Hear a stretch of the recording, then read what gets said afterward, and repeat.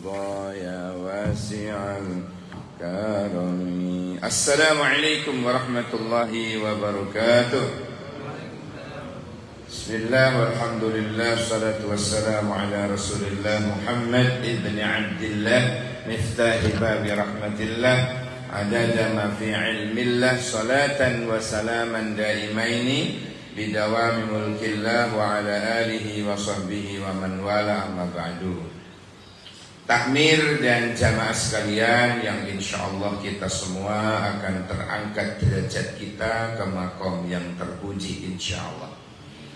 Maka oleh karena itu syaratnya ya tetap istiqomah. Ya seperti ini, istiqomah jamaah. Istiqomah jamaah sholat 5 waktu itu diantaranya la yusibuhu fakrun fid dunya. Ora bakalan kena kere dalam hidupnya. Diselamatkan oleh Allah dari kekerean. Diselamatkan oleh Allah. Ono ai dalam rezekinya itu. Ya, jadi barokahnya jamaah sholat. Ya, kemudian yarfa'illahu ta'ala anhu adabul qabri. Ya, diangkat oleh Allah siksa kubur darinya. Jadi orang yang rajin sholat jamaah itu ya, insya Allah tidak akan disiksa di kubur. Barokahnya sholat berjamaah. Makanya istiqomah mawon bon, istiqomah. Suwe-suwe nanti kita rasakan kapan ben harus dipendem. Ya, kalau sudah dikubur tersingkap semua rahasia-rahasia itu, kita akan diselamatkan oleh Allah dari siksa kubur. Bahkan kata Nabi, barokahnya orang berjamaah itu, kata Rasulullah,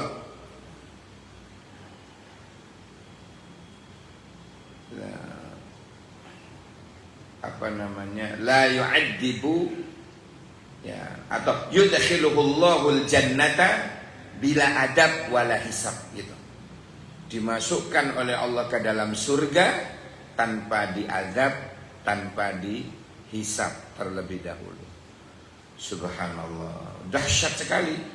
Pahala berjamaah itu dahsyat sekali Pak. Dia akan masuk surga tanpa diinterogasi, tanpa dihisab, tanpa diazab. Wah, luar biasa. Makanya orang dikatakan kuat itu bukan yang angkat besinya pirang kilo, bukan yang angkat-angkat atau uratnya keluar semua. Bukan itu orang kuat di sisi Allah itu. Orang kuat itu menurut Allah dan Rasul adalah orang yang kuat berjalan ke masjid untuk berjamaah. Itu orang kuat itu. Jadi orang kuat itu bukan orang yang suka banting-banting silinder itu. Silinder dibanting. Bukan orang kuat itu. Kalau enggak bisa ke masjid, orang lemah. Jadi walaupun ototnya keluar semua, tapi kalau enggak mampu berjalan ke masjid untuk berjamaah, berarti orang itu lemah.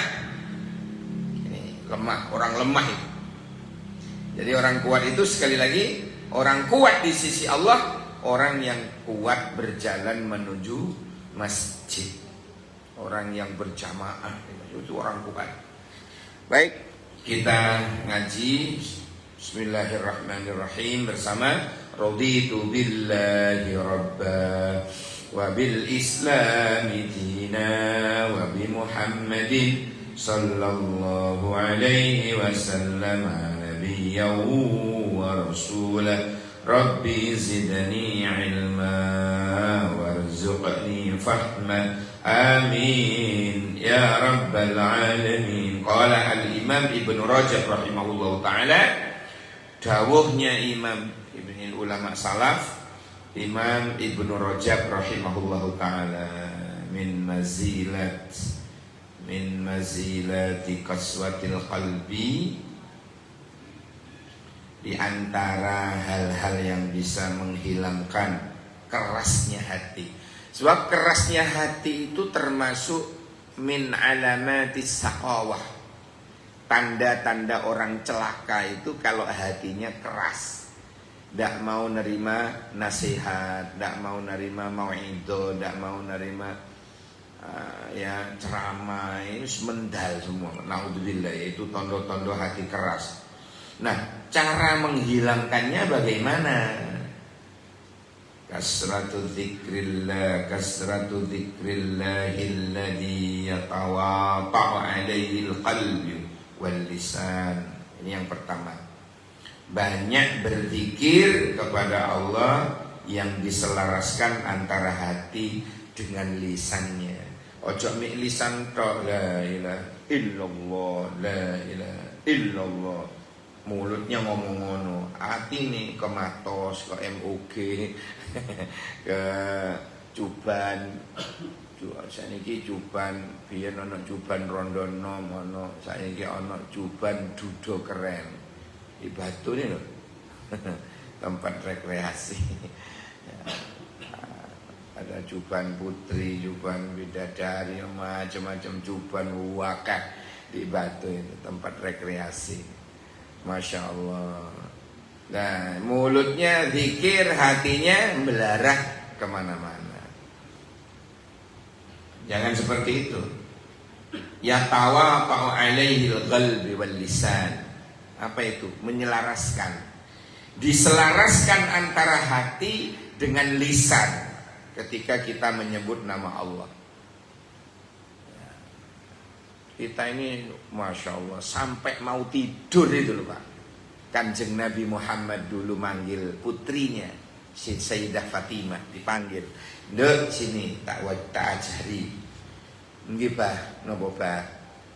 Golek kaki turu ya maca subhanallah 33.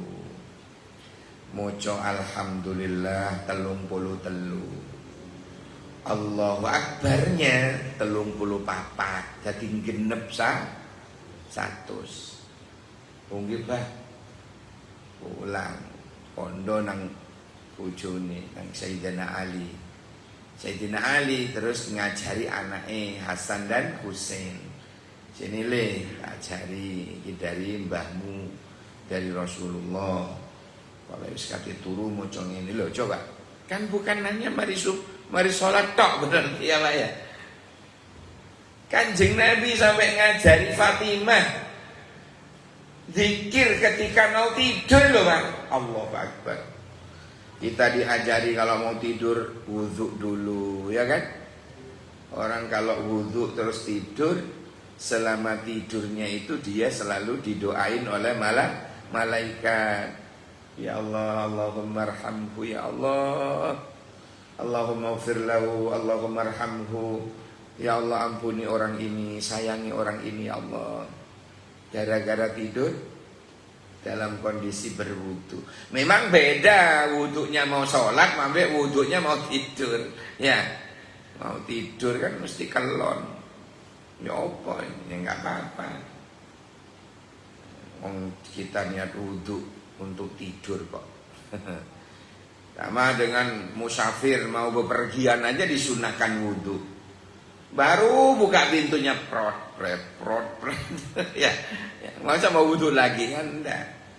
Ya sudah, ini wudunya wudu untuk musafir. Hadirin sekalian yang dirahmati Allah. Pun ini yang pertama ya. Jadi memperbanyak zikir kepada Allah yang diselaraskan antara hati dengan lisan. Podo antara hati dan lisan itu sama gitu. Sama-sama nyebut Allah. Ojo mek lisane tok Allah gitu. Nah, tapi hatinya belarang. Yang kedua, al-ihsanu ilal yatama wal masakin. Al-ihsanu ilal yatama wal masakin. Ini yang kedua. Berbuat baik kepada anak-anak yatim dan orang-orang miskin. Artinya apa itu? Disuruh peduli. Ya apa-apa, sampean perhatiin anak-anak yatimnya, saya perhatiin ibunya, enggak apa-apa. Loh, justru betul. MS Glow saya macam-macam ya. Masya Allah, luar biasa kebutuhan-kebutuhan.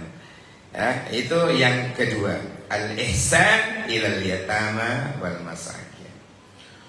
Ojo sampai apik nang anak yatim mek diuyel-uyel rambute, sampai gak karo-karuan diusapi, tapi gak ngekai apa-apa, malah bisik-bisik. Ibu wis rabi ae. Ya Allah, itu jenenge kojlok ya. Wal masakin, dan juga berbuat baiklah kepada orang-orang miskin. Jadi Nabi itu berdoa, Allahumma ja'alni minal miskin wa yatawaffana ma'al masakin. Ya Allah, jadikan aku di antara orang-orang miskin dan wafatkan aku bersama orang-orang miskin. Coba,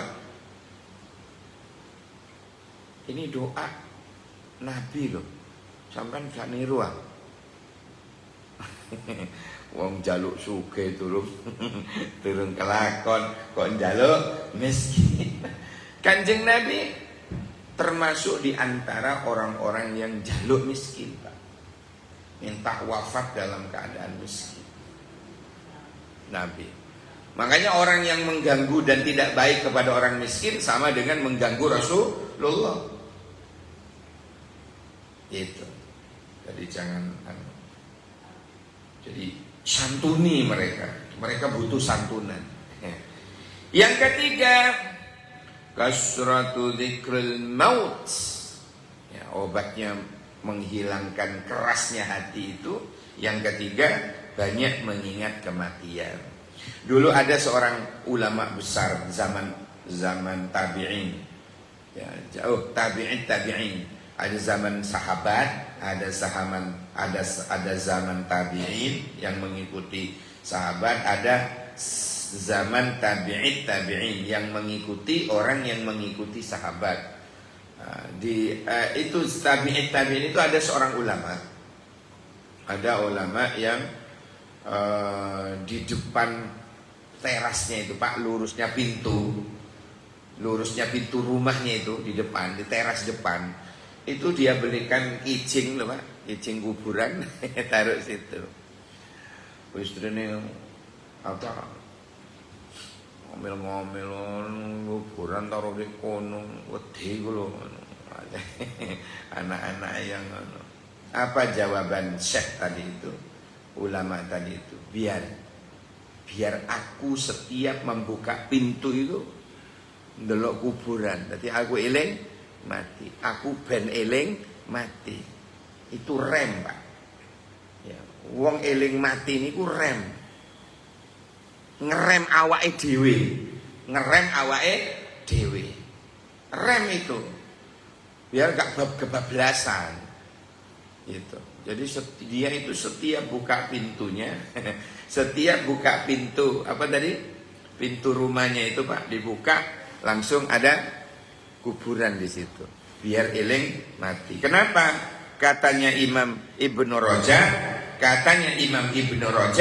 salah satu di antaranya yang bisa menghilangkan kerasnya hati itu kasratu dzikril maut, memperbanyak mengingat mati. Jadi hati yang tadinya keras, gak mau nerima nasihat, itu bisa lunak gitu. Dengan barokahnya banyak ingat mati. Yang keempat, ziyaratul kubur bitafakkur fi hali ahliha wa masirihim. Itu yang keempat. Masya Allah. Apa itu? Ziarah kubur dengan merenungi keadaan mereka. Tempat kembali mereka itu direnungi. Banyak orang ziarah kubur itu kan cuma selfie. Ngurumpul di kono, selfie. Aku wis ziarah nang Pak Fulan. Jangan begitu. Ambil pelajaran dengan kuburan itu. Ya. Dulu Sayyidah Aisyah tanya, "Ya Rasulullah, apa yang harus saya baca ketika saya ziarah kubur?" Quli ya Aisyah, katakanlah wahai Aisyah, pertama, Assalamualaikum. ya ahlad diyar wa inna insyaallahu bikum lahikun. Uluklah salam pada mereka, begini salamnya diajari. Ya, hati yang kemudian kalau masuk pekuburan itu kata Nabi, lihat jangan sampai melangkai kuburan. Gitu Pak ya. Dilihat mana ini pasangan ini Pakistan ini di endi iki. Pasangan ini Pakistan ini. Ojo mencolot di tengahnya. Gitu. Khawatir itu kuburan ini ulama walinya Allah gitu. Apalagi duduk-duduk beber koloso turu-turuan di kono. Ngentut barang di kono. Ya, khawatir itu kuburan ini ulama. Hati-hati kalau masuk ke kuburan, didelok katanya. Mana pasangan Paisan itu di mana? Ya, di sini, lewat sininya. Jangan melangkai kuburannya. Itu Pak ya? Katanya Rasulullah SAW ketika mengajari sahabat begitu. Ketika ada di pekuburan. Wattafakkur. Kamu melewati kuburan itu mikir keadaan mereka, tempat kembali mereka ini disuruh berpikir agar kamu juga bisa merenungi. Dengan demikian kamu ingat mati, hati yang keras itu menjadi lunak, menjadi lembut gitu. Kemudian yang kelima, an-nadharu fi diyaril halikina wal i'tibari bimanazilil ghabirin. Merenungi negeri-negeri yang para penduduknya binasa, mengambil ibrah, pelajaran dengan tempat-tempat mereka yang binasa itu. Oh, iki didoco di Paisan ini Pak. Raja sopo, oh tibake rojoyo mati. Ngono. Diambil pelajaran. Engko lewat nang museum Firaun.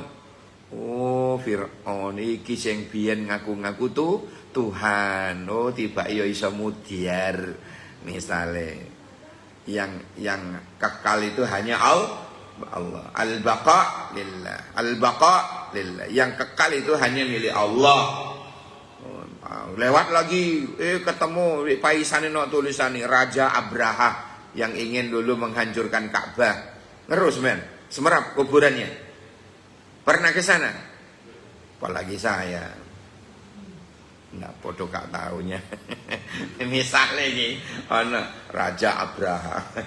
Wah, ini sing biyen sombongi gak karu-karuan kepingin apa? Membongkar atau menghancurkan Ka'bah. Tiba saiki yo mudyar. Nah, itu disuruh ambil pelajaran ibrah. Ya, wal i'tibari bi manazilil ghabirin.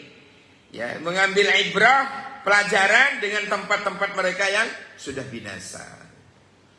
Sehingga insya Allah dengan 5 cara ini di dalam kitab Majmu'ur Rasail jilid 1 halaman 263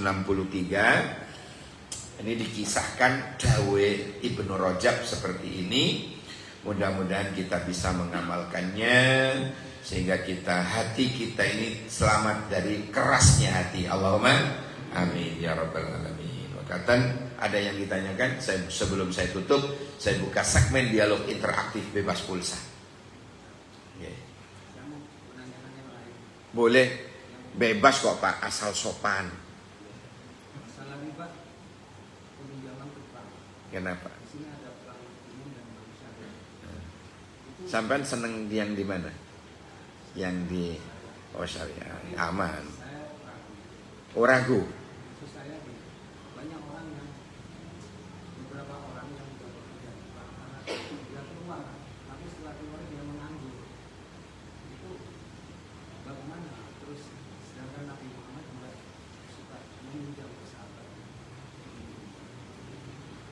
Minjam kan tidak dosa.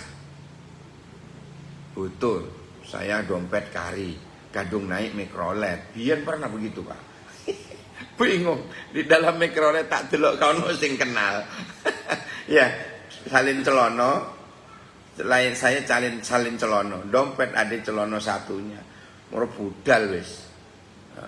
Budal naik mikrolet. Udah begitu mau bayar itu astagfirullahaladzim. Ya dompet Karena salin celana tadi. Ya Allah tak delok dia wong ka ono sing kenal, astagfirullah. Ono satu cewek. Tak bilang, Mbak rumahnya di mana? Oh saya di sini belakangnya Masjid Tologo Mas. Dengan terpaksa saya minta tolong, boleh apa? Dompet saya kari Mbak, minta pinjem uang. Ya, pinjem uang. 2.000 zaman biyen. 2.000 Pak. Mikrole itu lho sik 2.000. Unggian aja punten. Alhamdulillah. Lah itu pinjem kan tidak dosa, apalagi terpaksa. Ya. Tapi besoknya saya pulang itu Pak, saya bawain karena dia berasa berjasa ya. Tak beliin gula 2 kilo, aku tak nang omahe. Tak berikan. Ya Allah, rasa terima kasih saya. Rasulullah dulu begitu. Kalau memang terpaksa mau pinjam ya pinjam, tidak dosa pinjam. Yang dosa itu kalau sudah punya tidak cepat-cepat dikembalikan. Itu dosa. Setiap detik dia dosa. Apalagi pinjam ke toko orang dengan harapan tidak ingin mengembalikan. Oh, itu ditutup pintu rezekinya oleh Allah. Orang model begitu itu pintu rezekinya ditutup oleh Allah. Hati-hati. Saya pinjam ke jenengan, saya niatnya tidak ingin mengembalikan. Wah itu bahaya itu, ayah pilakes itu. Kadit helok, ngutang kayak ngono. Nah, ini bahaya. Atau yang meminjamin. Ini bicara yang dosa ini. Yang minjemin, kamu butuh berapa sih? 1.500.000 Cak. Ya, sangat butuh banget. Ya oke. Nih, tak kasih. Catat tanda tangan di atas materai bahwa akan mengembalikan 2 juta. Mana biro? Mana 500? Ya, lah itu dosa jelas. Tapi kalau cuma pinjem Pak, tidak dosa. Apalagi ada niatan untuk segera ingin mengembalikan. Maka kata Rasulullah, sunnahnya, nah ini Pak, sunnahnya, misalnya saya ngutang ke bapak ini, misalnya. Pak pinjam uangnya 300. Ya. Besok ketemu saya sudah punya uang, saya kembalikan 400. Sunnahnya. Ya. Dari pihak saya loh yang ingin mengembalikan lebih. Itu sunnahnya. Dapat tambahan pahala. Loh, jadi bapak ini, loh jenengan kan ngutang 300 kok balik 400. Itu yang 100 rasa terima kasih kula Pak, wingi kula niku butuh saestu. Nah, itu sunnahnya Pak. Ada ngutang yang sunnah ketika mengembalikan itu dikembalikan lebih. Paham ya? Tapi kalau dari bapaknya yang minta, lain lagi kasusnya, neraka. Berubah jadi geni neraka Pak. Paham ya? Terjawab betul?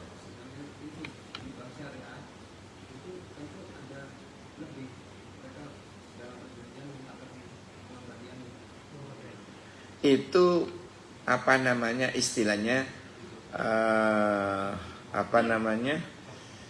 sistemnya mudharabah ya, bagi hasil atas perjanjian pertama.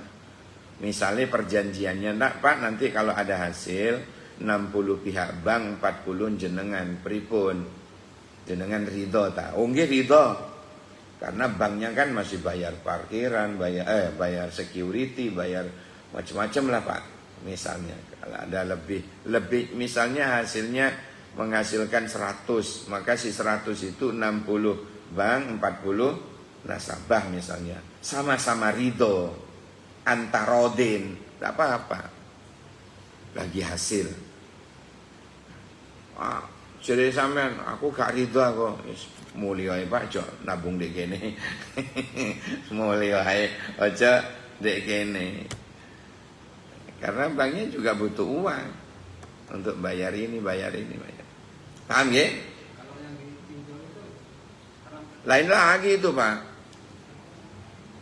Lain lagi ribanya jelas itu. Manae dibilang di awal itu. Manae loh. Pinjaman online itu loh. Online. Ya, online. Itu manae disebutkan dulu ini sekian persen bunganya. Kamu mau apa enggak? Saran saya hindari. Hindari, Pak. Itu kalau jenengan terus utang lagi. Suatu saat jenengan tidak akan mampu membayar pokoknya, utang pokok. Jadi bendinanin jenengan bayar itu cuma bayar bunganya. Memang didesain begitu, Pak. Makanya orang-orang di desa-desa itu mengeluh, menjerit itu karena tidak bisa lunas-lunas. Bunganya semakin besar, hutang pokoknya ada, dan dia tiap harinya diuber-uber hanya disuruh nyaur bunganya. Sampai kiamat kurang 2 hari tidak akan lunas. Tidak akan lunas. Model kayak begitu. Maka saran saya hindari. Sekian persen, tidak usah bunga persen-persenan wis. Mudah-mudahan yang hadir ini dimurahkan rezekinya oleh Allah, berlimpah rezekinya, halalan thayyiban mubarakan, sehingga tidak usah pinjam orang-orang yang bajingan-bajingan itu. Naudzubillah, summa naudzubillah. Amin. Subhanakallahumma wa bihamdik, asyhadu an la ilaha illa anta, astaghfiruka wa atubu ilaik. Subhana rabbika rabbil izzati amma yasifun, salamun alal mursalin walhamdulillahi rabbil alamin. Kacepot kula namira mun beli selokot anyo na seborang sakek bengkong jak sarana sekalangkong seborana. Wallahul muwaffiq ila aqwamit thoriq. Assalamualaikum warahmatullahi wabarakatuh.